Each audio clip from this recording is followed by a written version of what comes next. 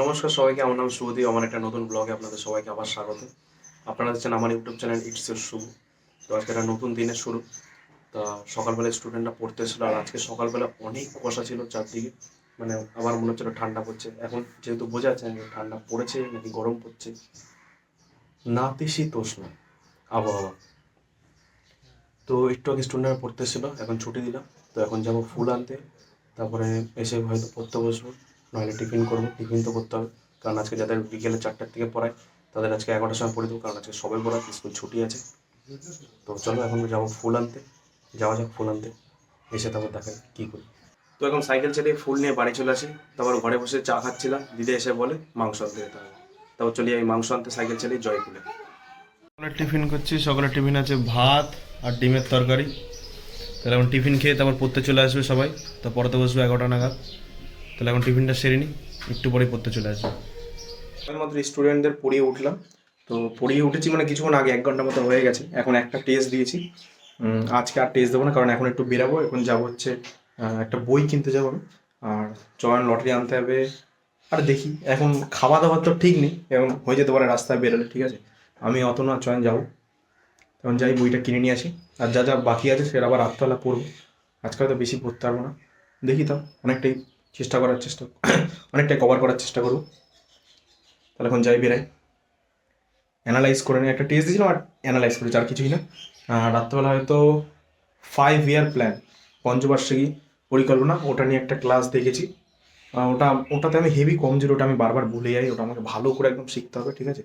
মানে শেখা আছে, জানা আছে, কিন্তু একদম ভালো করে যাতে আমি কাউকে বুঝাতে পারি সেই হিসেবে শিখতে হবে। তো এখন যাই, এখন বেরাই, দেরি হয়ে যাচ্ছে, এখন যাই, বাই।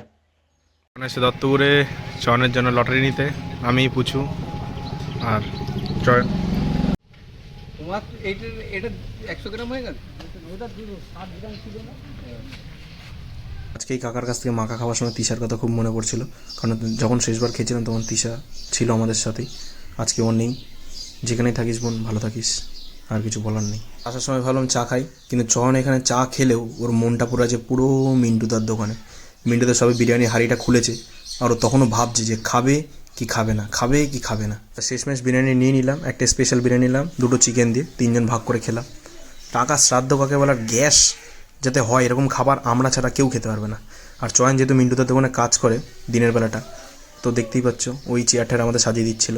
আমার কাছে দুপুরে খাবার আছে ভাত আর মাংস হয়েছে। তো এখন বেশি ভাত খাবো না, যেহেতু একটু আগে বিরিয়ানি খেয়েছি। তাও একটু আগে না, অনেকক্ষণ হয়ে গেছে, এখন 4টে বাজে। তা এখন খাবো। স্টুডেন্টরা চলে আসবে এখনই, না 1-2জন, ওরা দুবেলা করে পড়ে, তাই জন্য ওরাই আসবে। সবার পরে নেই, 1-2জন আসবে।